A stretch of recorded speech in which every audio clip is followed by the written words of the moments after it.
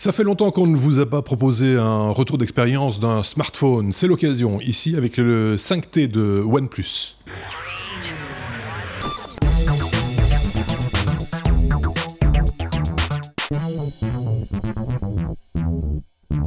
C'est une occasion que l'on saisit volontiers puisque Marc a fait l'acquisition de cet appareil tout à fait récemment. C'est ça, je dis pas de bêtises, hein, Marc. C'est toi qui as fait. Non, c'est récent. Ça fait un gros mois, juste après sa sortie en fait. Ouais, voilà. Donc, et pour commenter ça, il y a également avec nous Bruno, qui est un fanboy de la première heure, donc forcément plus enclin à utiliser les appareils à la marque à la pomme, mais qui n'est pas non plus réfractaire aux appareils Android, hein, je dis pas de bêtises. Oui, non, je suis passé à Samsung aussi à un certain moment, et je suis maintenant à Samsung, mais voilà. Mais je teste tout ce qui me tombe sous la main aussi, donc je suis curieux de voir le retour d'expérience de Marc. On avait eu un bon feeling, hein, Marc. Rappelons-nous, il y a déjà 4 ans maintenant, hein, du OnePlus One. J'en avais fait moi-même l'acquisition, il n'est pas loin d'ailleurs. Il est toujours là, il fonctionne encore, moins bien qu'au début, mais il fonctionne encore, c'est pour ça que je ne l'utilise plus. Mais c'était des appareils qui, il faut bien le dire, étaient de très bons compromis à un prix raisonnable, on va dire ça comme ça. Est-ce qu'on est toujours dans le même sentiment, le même feeling ?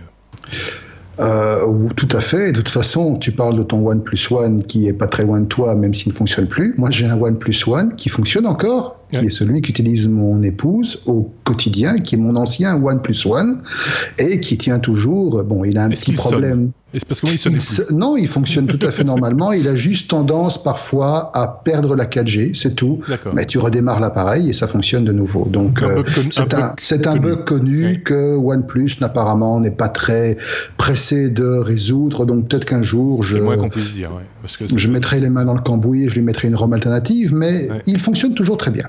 C'est un bon appareil, robuste qui plus est, avec un très bel écran. Exactement. Non, franchement, c'était une très belle bête. Depuis lors, il y a eu plusieurs générations d'appareils. Hein, il y a eu plusieurs générations. Il y a eu le OnePlus 2, il y a eu le 3T, il y a eu le OnePlus X, il y a eu le OnePlus 5, et maintenant, effectivement, pour s'aligner un peu sur ce qui se fait chez les autres constructeurs, donc normalement, notamment LG, Samsung, mais également Xiaomi ou Huawei, OnePlus est passé sur un écran 10/8/9, donc un écran full frame avec ce facteur de forme un peu long et où justement les boutons physiques disparaissent de la face avant. D'accord. Le capteur d'empreinte digitale est relégué à l'arrière et on passe sur une architecture appareil photo à 2 capteurs. On va voir tout ça, c'est pas un très grand changement finalement par rapport à la génération précédente qui était la OnePlus 5, qui était déjà un flagship de très très haut niveau par rapport au prix qu'il coûtait. Mais ici, il y a toute une série de petites innovations qui rendent la vie encore plus facile. Alors moi, pour mémoire, je venais d'un Samsung S7 que j'ai traîné pendant quasi 2 ans, qui m'a rendu de très très bons services, qui fonctionne encore. C'est pas ça, simplement, j'avais envie de changer. Et j'étais à un moment parti sur le LG V30 qui lui était beaucoup plus cher, beaucoup plus puissant, mais en fin de compte je me suis rendu compte qu'en lisant les comptes rendus etc que j'avais pas forcément fait le mauvais choix en prenant mon nouveau joujou qui est ici. Donc, alors, petit tour du propriétaire, vous avez un grand écran sur le devant qui est, alors, étonnamment, à ce jour où vous avez quasi toutes les machines qui embarquent des écrans 4K, voire plus, taillés pour la réalité virtuelle, pour pouvoir être mis dans un casque, OnePlus, lui, a fait le choix d'un écran AMOLED HD. D'accord. Ce n'est que du 1080. Voilà. Mais par contre, pour une réduction des coûts, etc. Pour une réduction des coûts, mais également pour une amélioration de l'autonomie. On va revenir, sur ça. L'autonomie est juste exceptionnelle sur cette machine-ci. D'accord. Autre avantage de l'AMOLED, c'est une technologie qui, lorsqu'un pixel est éteint, ne consomme pas d'énergie. Par exemple ici, je l'ai secoué un petit peu, il s'est réveillé. Il n'y a que les zones qui sont illuminées qui consomment réellement quelque chose. D'accord, ok. Alors, on a en façade le truc habituel, donc une caméra frontale, qui est une caméra de mémoire, c'est une 5 ou 7 mégapixels, je sais pas, un truc du style. C'est pas un truc fabuleux, c'est pas un truc monstrueux. Comme souvent d'ailleurs sur les appareils, sur la caméra qui est du côté de l'écran, non, pardon, non, je dis une bêtise. 16 mégapixels quand même. Pas mal. Voilà, ouais. avec une ouverture à 2. C'est celle qui est du côté de l'écran, hein, donc celle. C'est celle-ci, voilà, effectivement. La selfie. 16 mégapixels avec un capteur Sony derrière, avec une ouverture à f2. Donc pour les photographes, ça vous parlera peut-être. Et la frontale, alors Non, je parlais de la frontale. Hein. Ah oui, mais de l'autre côté. Alors de l'autre côté, on a un capteur à 16 mégapixels, un autre à 20. D'accord. Les deux ouvrent à f1.7. Et en fait, le capteur de 20 mégapixels prend le relais sur le 16 mégapixels en conditions de basse luminosité. D'accord. Alors, dans les faits, on a des photos, en pleine lumière, c'est quasi indiscernable de ce qu'on peut sortir par rapport à un iPhone 7, ou par rapport à un Samsung S7, ou par rapport à un Samsung S8, ou par rapport à un LG. LG avec l'objectif standard, on ne parle pas du grand angle. Donc en pleine lumière, très belle photo, couleur naturelle, pas de lissage, beau piqué, etc. En basse lumière, voilà, c'est pas tout à fait la même chose. On sent qu'il y a encore un peu de traitement qui est nécessaire, mais c'est exploitable. Par contre, depuis hier, il y a une mise à jour qui a été faite, qui est censée améliorer notablement les qualités de l'appareil photo en basse lumière, justement, avec des traitements logiciels supplémentaires. J'avoue, je les ai pas encore testés. J'ai fait la mise à jour ce matin. J'ai pas encore joué avec l'appareil photo depuis dans le noir. Donc, je vais faire l'essai. Faut être précis, hein, toujours sur les photos, les appareils photos sur les appareils de ce type-là, c'est souvent Sony qui fournit les capteurs. Donc, tout le monde est logé, on va dire, à la même enseigne. Ce qui change beaucoup derrière, c'est l'électronique, le process qui va ramener l'image, comment elle va être calculée, à quelle vitesse, etc. Et là, du coup, ça crée des différences. D'où la raison aussi pour laquelle une mise à jour peut améliorer la qualité de la photo qui est prise. Absolument. Et donc effectivement ici, on va voir ce que ça donne, mais de toute manière, comme je viens de le dire, en conditions normales déjà, il n'y a absolument rien à envier par rapport à Samsung ou aux autres concurrents. Alors, si on continue le tour de propriétaire, donc on a effectivement les deux capteurs qu'on voit bien ici derrière. Et il y a le capteur d'empreinte digitale qui, lui, a migré vers l'arrière. Alors, ce capteur d'empreinte est un des plus rapides que j'ai eu l'occasion d'avoir en main. Il est quasi instantané. Mais quand je dis vraiment instantané, c'est ça, voilà. C'est vraiment immédiat. Si tu poussais sur le bouton, quoi. Voilà, exactement. Chose que j'avais bien aimé sur le OnePlus 5, même si je ne l'avais pas acheté, mais le truc était déjà présent, c'est qu'on peut utiliser ce bouton, enfin ce capteur d'empreinte, pour faire des gestes. Donc, par exemple, on peut, en glissant dessus, amener le panneau des notifications ou les petits setups. Ça a l'air de rien, mais ça fait gagner du temps. Alors, c'est surtout qu'on peut faire des manipulations à une seule main sur un écran on peut faire des manipulations. C'est un écran 6 pouces, mais de nouveau, avec les bordures contenues, grosso modo, il n'est pas tellement plus gros si je récupère, si je dois l'avoir sous la main, voilà, mon ancien Samsung, parce que je les garde à côté. Quand même. Il est sur la cave, il va dans le stock. Voilà, il n'est pas tellement plus gros quand on regarde, et il est un petit peu plus haut, avec quand même une diagonale d'écran qui est beaucoup plus importante. C'est que ce petit artifice tactile à l'arrière de l'appareil permet de faire des choses qui, normalement, sur un autre appareil, nécessitent d'avoir les deux mains à disposition.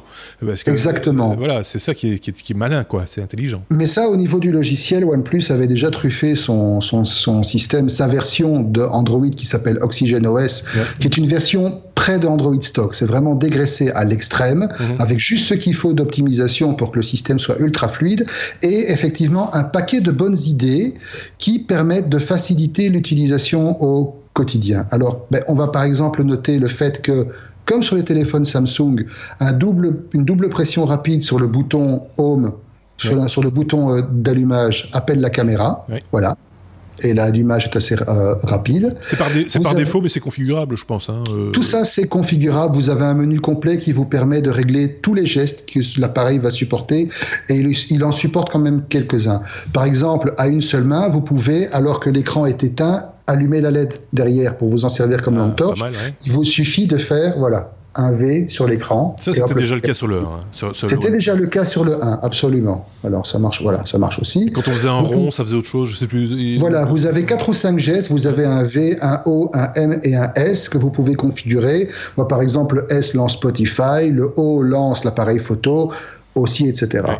Mais vous pouvez dire, ça peut lancer une application aussi. Je peux lancer l'application, je peux lancer Messenger en faisant le haut, par exemple. Okay. Alors, bon, les boutons de volume, ça, c'est rien d'exceptionnel. Par contre, petite idée que je trouve génialissime, et ça c'était déjà quelque chose que OnePlus avait mis en place sur le 3, c'est ce qu'ils appellent le status rocker. C'est un petit interrupteur à 3 positions qui est en fait assez similaire à ce qu'on trouve sur les iPhones. Ouais. C'est-à-dire le petit bouton qui permet de passer rapidement de haut-parleur actif à mute, sauf que celui-ci, il a 3 positions. Il a une position par standard où tous les appels passent, tous les bruits passent. Une position intermédiaire qui est la position ne pas déranger, où vous avez juste les appels prioritaires définis de contacts précis qui peuvent vous appeler avec certains comportements. Et le mode ne me cassez pas les pieds, j'y suis pour personne, où là, tout est redirigé sur la messagerie, pas de vibreur, rien du tout. Ça, c'est une très bonne idée que, bizarrement, on n'a jamais vue sur aucun autre téléphone Android. Et non, parce qu'on essaye d'éviter au maximum les boutons pour essayer de ressembler à du matériel Apple. Oui, mais franchement, ça devient vraiment très vite un réflexe de tripoter ce petit bouton. Et en plus, on peut même le tripoter sans le voir, parce qu'il a une surface un petit peu différente des autres. Ok. Alors, c'est pas trop fragile ton sentiment là-dessus. Enfin, ça fait qu'un mois, mais parce que souvent, toutes les parties mécaniques souvent s'en prennent plein les dents. Alors, la qualité de fabrication est assez fabuleuse. Franchement, on a vraiment l'impression d'avoir un truc, mais de haute qualité dans les mains. Ça n'a absolument pas à pâlir devant les autres constructeurs. Maintenant, encore une fois, le OnePlus One, il a survécu depuis que je l'ai. Ça fait des années. Il fonctionne encore plus ou moins bien, mais il fonctionne encore. Donc, j'ai aucun doute que celui-là fonctionnera encore le temps qu'il le faut. Alors, au niveau de l'électronique qui est embarqué dedans, c'est le processeur le plus standard aujourd'hui pour le haut de gamme. C'est un Snapdragon 835, largement taillé pour pouvoir endurer à peu près tout ce qu'on peut lui mettre dans les dents. Cette version-là, elle embarque 8 Go de RAM. De nouveau, largement suffisant pour pouvoir encaisser tout ce qu'on lui met dans les dents. Seul petit truc que vous pourrez peut-être trouver dommageable, pas moyen d'étendre la mémoire. Celle-ci, elle est de 128 Go. Il y a une version un peu plus restreinte qui embarque 6 Go de RAM et 64 Go de mémoire embarquée. Mais pour une utilisation courante, franchement, c'est plus qu'assez. Pas de recharge par induction ? Pas de recharge par induction, non. C'est un truc qui me faisait peur, mais par contre, vous avez une exclusivité OnePlus qui s'appelle le Dash Charging. Et le Dash Charging, en fait, c'est un chargeur un peu particulier qui embarque un chargement à 4 ampères, donc qui débite un gros jus, et qui va vous donner en un peu moins d'une demi-heure assez d'énergie que pour tenir une journée. Oui, c'est ça. 80% à peu près en une heure, je pense. Voilà. Même moins que ça, franchement. Tu le tapes, tu le laisses traîner pendant 10 minutes, un quart d'heure, tu as assez pour une demi-journée. Ça aussi, c'était pas sur le OnePlus One, mais... non, c'était pas sur le OnePlus One, c'est arrivé sur le 3, je pense. C'est ça, oui. Donc, ce sont toutes des choses que OnePlus a perfectionnées au fur et à mesure. Et je me rappelle, il y avait à l'époque des critiques, mais peut-être infondées, enfin, c'est toi qui vas nous le dire, qui disaient, oui, mais ce type de chargement, ça crée des cycles de batterie beaucoup plus courts, et donc, du coup, ça use plus vite la batterie. Est-ce que tu peux témoigner de ça ou pas ? Écoute, franchement, mon recul au niveau de celui-là, en tout cas, est beaucoup trop court que pour pouvoir dire si ça a une incidence sur la vie de la batterie. Mais des témoignages que j'ai pu lire sur ceux qui ont eu des téléphones qui embarquaient déjà cette technologie, aujourd'hui, ne se plaignent pas sur l'autonomie de leur batterie. De toute façon, on sait aujourd'hui que la durée de vie moyenne d'un téléphone dans nos mains, elle dépasse rarement les 2 ans et demi.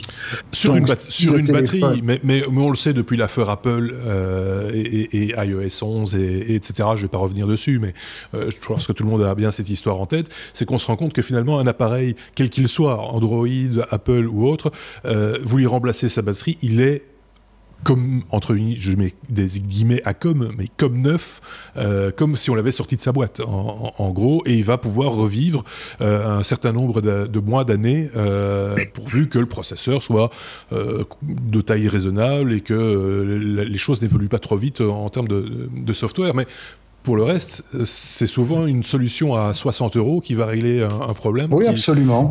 Qui pourrait coûter beaucoup plus cher, parce que remplacer pour remplacer, c'est pas toujours utile. Quand on aime bien son appareil, ça vaut peut-être le coup de mettre la main à la poche juste pour la batterie, que de le remplacer carrément. Hein, voilà. Absolument. On a avec nous, je sais pas si tu avais encore un truc à rajouter. Il y a encore des trucs à dire, absolument. Okay. Il y a un petit truc, en fait, que certains considéreront comme un gadget. Moi, personnellement, je ne sais plus m'en passer. C'est un téléphone aussi. C'est un téléphone aussi, oui, non, il téléphone très bien. Non, c'est quelque chose qui a fait un... Vous allez me casser mon cou, c'est horrible.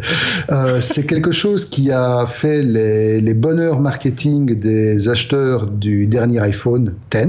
C'est la reconnaissance faciale. Ah, oui. Alors, le déverrouillage par reconnaissance faciale, c'est un truc qui est un peu à la mode pour l'instant. Alors, Apple nous a embarqué ça avec une batterie de technologie de la mort qui tue. Samsung s'y était essayé aussi, oui, mais avec des résultats beaucoup moins heureux, vu qu'on pouvait déverrouiller le truc avec à peu près n'importe quoi. Apple aussi un petit peu, vu qu'on s'est rendu compte rapidement que les membres de votre famille, oui, vos enfants surtout, peuvent déverrouiller votre téléphone sans trop de problème aussi. Un frère jumeau, des choses voilà, comme ça. Exactement. Par contre, alors, je n'ai pas les détails techniques des algorithmes, je n'ai pas les détails techniques de l'électronique qui est embarquée exactement dedans, mais la reconnaissance faciale qui est utilisée ici, alors encore une fois, elle est bluffante de rapidité, donc il suffit que je regarde l'appareil dans des conditions relativement bonnes. Si les conditions ne sont pas bonnes, il y a un éclairage assistif qui va venir compenser le manque de luminosité. Ça descend assez bas en luminosité et ça marche encore. Donc, et alors effectivement, j'ai essayé avec lunettes, sans lunettes, avec un bonnet sur la tête, ça marche encore. Donc il suffit que je regarde le truc et c'est déverrouillé. C'est instantané aussi, ça va aussi vite que le déverrouillage par empreinte digitale. Ce n'est pas déverrouillable avec une photo, j'ai essayé. D'accord. Ce n'est pas déverrouillable avec mon fils, j'ai essayé. Avec un chat. Mon fils me ressemble. Ce n'est pas déverrouillable avec un chat. J'ai pas pu le faire déverrouiller par Cosmo non plus. J'ai essayé. Non, sans blague. Non, franchement, c'est pas mal du tout. Ça reste un gadget parce qu'effectivement, l'électronique est embarquée, à mon avis, est beaucoup moins évoluée que celle que Apple a mis dans son dernier iPhone et va sans nul doute embarquer dans toutes les générations d'iPhone à venir. Mais pour le coup, les algorithmes qui sont derrière sont suffisamment évolués et puissant que pour que ça devienne un outil qu'on peut utiliser tous les jours. Est-ce que tu pourras tester aussi si toi, dans les technos en full screen, ça déverrouille pareil ou pas? Je pourrais, effectivement. Par exemple, parce que voilà, en plus il y a l'aspect vidéo. Je ne sais pas si Bruno, qui écoutait tout ça avec beaucoup d'attention, a des remarques, des questions à poser. J'imagine que oui. Oui, non, ça m'a l'air d'être un appareil tout à fait intéressant et je vais me laisser tenter probablement par celui-là ou par son successeur. Mais je voulais juste revenir au niveau de la batterie. Donc, pourquoi on aura ce problème-là avec tous les téléphones? Mais c'est pas simplement la technologie des batteries au lithium sont limitées effectivement en cycle de vie, cycle de recharge, et on est limité à 500 à 600 cycles. Donc, faites le calcul. Si vous rechargez votre téléphone une fois par jour, vous serez limité aux 2 ans et quelques, même si vous en prenez très, très, très bien soin. Et à partir de ce moment-là, l'autonomie va fortement baisser jusqu'à un moment où ça va plus vous satisfaire au niveau d'autonomie. Donc, oui, changer la batterie, ça coûte pas très cher. Ça dépend du téléphone, hein, si c'est difficile à démonter ou pas. Après, vous avez des téléphones aussi avec des batteries amovibles.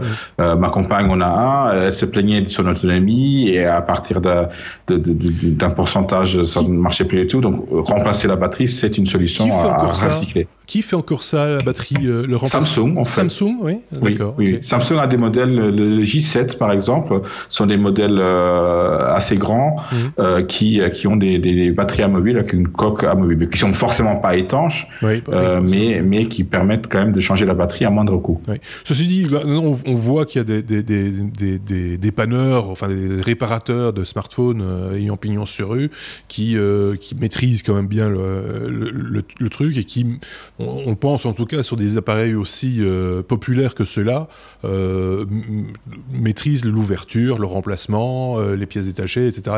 Donc je pense qu'on peut y aller, enfin il faut se renseigner quand même un minimum, mais on peut y aller en confiance pour un remplacement de batterie à l'identique sur ce type d'appareil, ici le OnePlus, mais ça pourrait être un Samsung, voilà. Donc c'est une option, c'est pour ça que je préférais le signaler. Marc. Oui, surtout que, alors j'étais en train de vérifier la chose pendant que Jean Gérard et toi parliez. Petit gag. C'est que le site iFixit, qui attribue des notes de réparabilité à tous ces appareils électroniques qui encombrent notre quotidien, attribue quand même une note de 7 sur 10 au OnePlus 5. Et étant donné que la structure de base du OnePlus 5T est basée sur celle du OnePlus 5, il n'y a aucune raison de penser que l'indice de réparabilité sera plus bas. Donc, autrement dit, c'est un truc qui est assez facile à remettre en place. Et alors, bon, pour revenir sur la batterie, effectivement, Bruno a tout à fait raison. Le nombre de cycles de recharge des batteries qui sont embarquées dans nos téléphones sont limités. L'avantage donc de tous les choix technologiques qui ont été faits par OnePlus, c'est-à-dire un écran de résolution inférieure, de technologie AMOLED, ça permet, avec la batterie qui est embarquée, qui est une 3300 mAh, je pense, de tenir facilement à mon petit niveau, évidemment. Si je suis comme Sébastien, mon associé, lui, il est grillé en 2 heures, vu qu'il passe beaucoup plus de temps que moi au téléphone. Mais moi, je tiens 2 jours sans problème avec. Sans aucun problème. Donc moi, techniquement, avec les recherches que je fais, je pourrais imaginer le garder 4 ans. Ce qu'il faut savoir aussi, c'est que tout ça a un prix. Et c'est là que c'est la chose la plus intéressante, c'est que OnePlus est quand même resté fidèle à sa politique de base qui est de fournir quelque part du haut de gamme à un prix extrêmement contenu. Vu que avec un prix de lancement de mémoire, on était à 580 €. Moi, j'ai payé le mien 520 et aujourd'hui, en cherchant bien alors on fait pas de la pub spécialement, mais des sites comme Gearbest qui fait généralement des promotions extrêmement régulières, il y a moyen de trouver la version 6 Go, 64 Go à moins de 450 €. C'est beaucoup plus simple aujourd'hui parce qu'on se rappelle de la politique marketing, surtout, on va dire, de OnePlus à son début, où il fallait être parrainé pour avoir accès à la possibilité de éventuellement acquérir l'appareil, etc., dans leur propre réseau.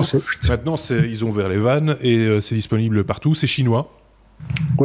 Donc sur les sites chinois ou d'origine, on en trouve et les prix, ça fluctue effectivement relativement, on va dire, mais ça reste tout à fait accessible pour ce type d'appareil, je tiens à préciser toujours, pour peu qu'on en ait l'usage, parce que de temps en temps on veut un truc qui coûte cher, mais c'est juste pour s'en servir comme cale-porte ou voilà, ça sert pas à grand chose.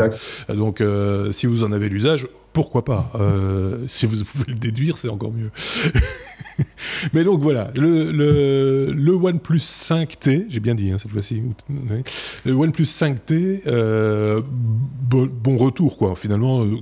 Très content pour l'instant, franchement, je regrette pas mon Samsung, donc voilà. Voilà, et un futur acquéreur, ou en tout cas sans doute convaincu. Voilà. Je tiens mon seul regret en fait, c'est que je suis un geek, mais j'ai un petit goût pour l'esthétique.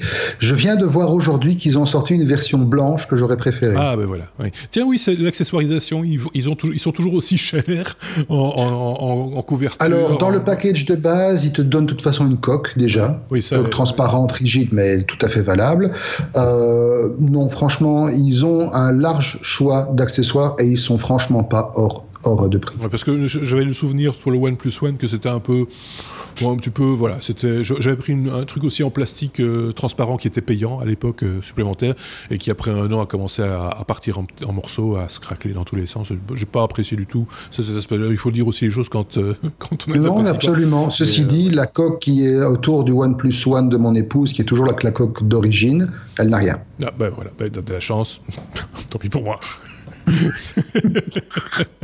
Donc voilà, je rappelle toujours au passage qu'on n'est pas là pour les vendre, les smartphones. On les achète. C'est juste le contraire en fait, ça coûte des sous et donc voilà, c'est un avis, c'est celui de Marc. Peut-être que il sera utile éventuellement pour une future acquisition d'aller regarder aussi sur YouTube ou ailleurs et d'écouter ce que d'autres en disent pour vous faire votre propre opinion. C'est le moindre des conseils qu'on peut vous donner. Marc avait encore un index. Un tout petit truc effectivement auquel je pense parce que tu parlais de YouTube, ça a fait ding. Une chose qu'il n'est pas officiellement, il n'est pas IP68, c'est-à-dire il n'est pas étanche aux projections de poussière, aux projections d'eau, etc. Cependant, il y a un monsieur qui est un peu malade dans sa tête, qui s'amuse à vérifier si les téléphones sont étanches, alors qu'ils ne sont pas censés l'être, qui a fait le test avec le OnePlus 5T. et qu'il a trempé dans la flotte. Ouais. Alors, il a fait différents types d'immersion, simplement éclaboussure, puis immersion 3 secondes, et puis immersion 10 secondes, et finalement immersion 30 secondes. Et ben après l'immersion 30 secondes, il marche encore très bien. 30 secondes, c'est Donc, beaucoup, si vous... ouais. C'est beaucoup, mais on peut vous retrouver le lien sur la vidéo si ça vous intéresse. Ouais. Après 30 secondes plongé dans un grand aquarium ou dans un grand bol de flotte, le truc fonctionne toujours. Le haut-parleur grésille un peu, mais ça fonctionne. Ouais, ça dépend de la profondeur aussi, hein. Rappelons-le, on va pas... D'accord, mais ça veut dire que si le truc tombe par hasard dans votre baignoire et que vous le récupérez tout de suite, normalement ça devrait suffire. Okay. Et vous pouvez le sortir sous la pluie, il n'y a pas de problème. Ok, bon ben voilà, je pense qu'on a bien fait le tour de la question dans ce hors-série consacré donc au OnePlus 5T. Merci de nous avoir suivis. Si vous avez des questions, des remarques, un retour d'expérience, vous aussi à partager avec nous, n'hésitez pas à le faire en commentaire, soit sur cette chaîne YouTube, soit sur notre blog lestechno.be. À bientôt, au revoir.